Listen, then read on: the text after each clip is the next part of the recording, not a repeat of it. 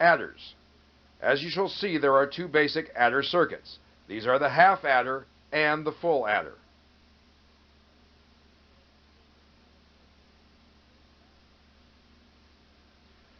The basic adder stage will accept two inputs and generate a sum output as well as a carry output. The half adder, which is much simpler than the full adder, will only accept binary numbers to be added in a single bit form, and it will not accept a carry-in from a previous stage. Therefore, this type of circuit is generally used as the least significant stage of a full adder design.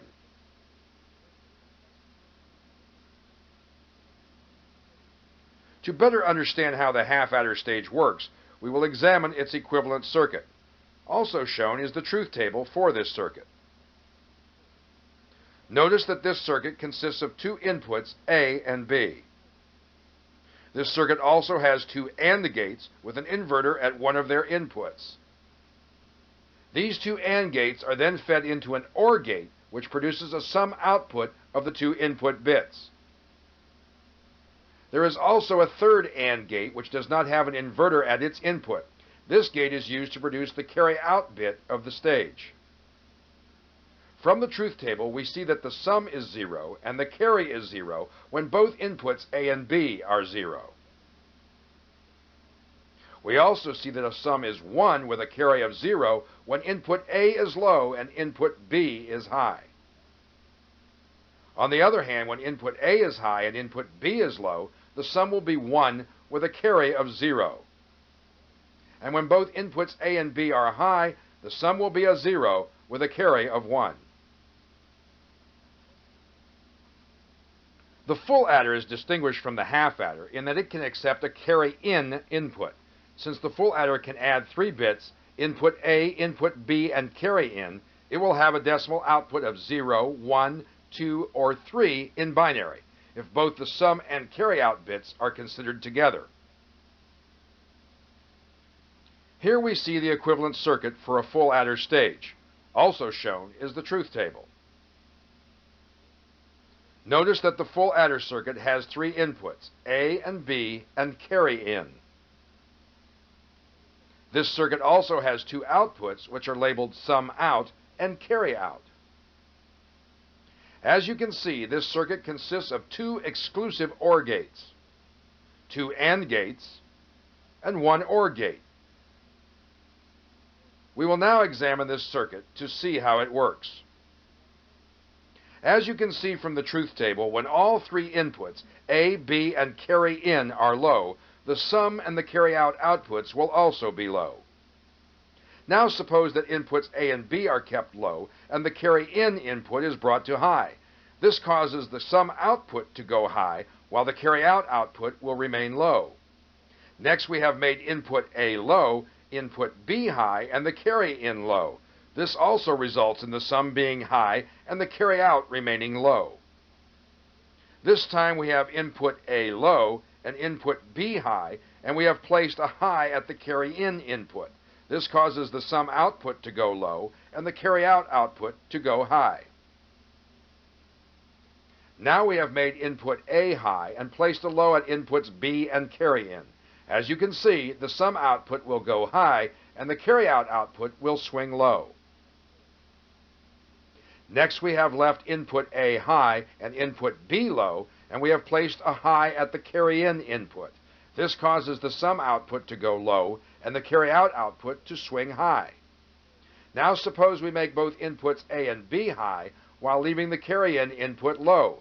As you can see, this causes the sum output to remain low and the carry-out output to remain high. When all 3 inputs are made high, the sum output and the carry-out output will also be forced high. The single-bit adders we have just discussed would not be very useful in a computer system. However, by cascading a number of the single-bit adders together, we can create a circuit that will add a group of binary numbers. Here we see a simple 4-bit ripple adder circuit. As you may have already noticed, the stages are all full adder devices with a carry-in and a carry-out. Inputs A0, A1, A2, and A3 will form one of the 4-bit numbers. and inputs B0, B1, B2, and B3 will form the other 4-bit number. Let's see how this simple circuit works by adding binary 9 to binary 5. We will make inputs A0, A1, A2, and A3 the binary 9 input. Since the number 1 full adder is the least significant bit, its binary weight will be 1. And since the number 4 full adder is the most significant bit, its binary weight will be 8. Remember, binary numbers double in magnitude as they increase. Inputs B0, B1, B2, and B3 will represent the binary 5 input. Therefore, the B inputs on full adder stages 1 and 3 will become high. Now we will examine one stage at a time to calculate the binary output of this circuit. We will begin with the first full adder stage. The first full adder stage has a high on inputs A0 and B0 with a low at the carry-in. Therefore, the sum of this stage will be 0 and the carry-out will be high. The second full adder stage has a low on inputs A1 and B1 with a high at the carry-in input. This causes this stage to produce a high at the sum output and a low at the carry-out output. The third full adder stage has a low at input A2 and a high at input B2 and a low at the carry-in input. This results in a high at the sum of the third full adder and a low on the carry-out output. The fourth and final full adder stage has a high on input A3, a low on input B3, and a low at the carry-in input. This causes the sum of the fourth stage to swing high, and the carry-out will remain low. When we add the binary bits together, we see that we have acquired the sum of 14, which is the correct answer to 9 plus 5. Since the ripple time is the limiting delay in the 4-bit ripple adder circuit, a carry look-ahead circuit is usually included in the circuit design to minimize this delay. A typical propagation delay from carry input to carry output is 12 nanoseconds. Therefore, this style adder circuit would have a propagation delay of approximately 48 nanoseconds.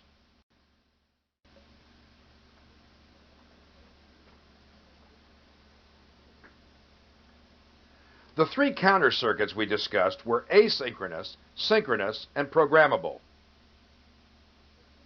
The most common asynchronous counter is the ripple counter.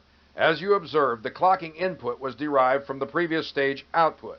The operational speed of this counter circuit depends only on the signal propagation through the network. The synchronous counter differs from the ripple counter in that the counting operation is controlled by clock pulses from a master clock. This results in the counting operations maintaining a constant time interval between successive transitions. The programmable counter, on the other hand, is capable of being programmed so it can count to any number from 0 to its maximum modulus. You have also seen how two different types of adder circuits work, the half adder and the full adder. The basic adder stage will accept two inputs and generate two outputs. The two outputs are the sum and the carryout.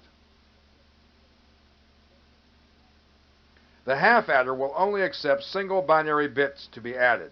These bits are placed on inputs A and or B. The half adder is generally used as the least significant stage of a full adder network. The full adder, on the other hand, will also accept a carry-in bit as well as the two inputs on A and B. By cascading full adder stages together, we can create a network that will add a group of binary numbers. This concludes review number 3. Next, you will learn a shorthand method for writing logical statements. Was named Boolean algebra in his honor. As you will see, Boolean algebra provides a ready-made method for digital designers to handle the logical statements that are involved in every binary digital system. The three most basic operations in Boolean algebra are called the AND, OR, and NOT. Even though Boole's system included many other operations, these three are the only ones needed to add, subtract, multiply, and divide. As you can see, the AND may be represented by either the times sign or the period. The period is more often used than is the time sign. The or is represented by the plus character, and the not is represented by the bar. We will now review the 5 basic gates to see how they will be expressed in Boolean algebra. Here we see the AND gate and the truth table for the AND gate. Also shown is a table with the Boolean equations for each function of the AND gate circuit. In the first function of the truth table, both inputs A and B are low. This produces a low at output C. In Boolean algebra, this is stated as not A and not B equals not C. Remember, the period represents and the bar represents not. In the next function of the truth table, input A is low, input B is high, and output C is low. In Boolean terms, this is written as not A and B equal not C. The third function of the truth table shows a high at input A, a low at input B, and a low at output C. In the Boolean system, this is stated as A and not B equals not C. The last function of the truth table shows a high on both A and B will result in a high output at C. In Boolean terms, this is stated as A and B equals C. Now we will examine the OR gate. It is also shown with a truth table and a Boolean table. As you can see in the first function of the OR gate truth table, a low at inputs A and B will produce a low at output C. This is expressed as not A or not B equals not C. Remember, the plus sign indicates an OR function. Next, the truth table shows a low on A and a high on B and a high at output C. Using the Boolean system, this is stated as not A or B equals C. The third function of the truth table shows a high on A, a low on B, and a high at output C. Using the Boolean system, this is stated as A or not B equals C. And the last function on the truth table for the OR gate shows that a high on input A and a high on input B will result in a high at output C. In Boolean terms, this is expressed as A or B equals C. Here we see the inverter or NOT gate, as it is sometimes called, with its truth table and Boolean table. As you can see from the truth table, when input A is high, output B will be low. This is easily expressed as A equals not B. And when we reverse the input and make A low, output B becomes high. In Boolean, this becomes not A equals B. Now let's examine the NAND gate. Remember, the NAND gate is a combination of the AND gate and an inverter placed at the output. As you will notice from the truth table, when A is low and B is low, the output at C will be high. In Boolean, this is expressed as not A and not B equals C. Next, we see that a low on A and a high on B will produce a high at output C. In Boolean, this is easily expressed as not A and B equals C. When input A is made high and input B is made low, the output remains high. Boolean terms say A and not B equals C. And when both inputs A and B are high, the output will swing low. This is expressed as A and B equals not C. The final gate we shall examine is the NOR gate. As you recall, the NOR gate is a combination of an OR gate and an inverter placed at the output. From the truth table, we see that when inputs A and B are both low, output C will be high. Boolean terms express this as not A or not B equals C. We can also see that when A is low and B is high, output C will be low. In Boolean, this is not A or B equals not C. And when input A is high and input B is low, output C will remain low. You can readily see in Boolean this is A or not B equals not C. And finally, when A is high and B is high, then output C will be low. This is expressed as A or B equals not C.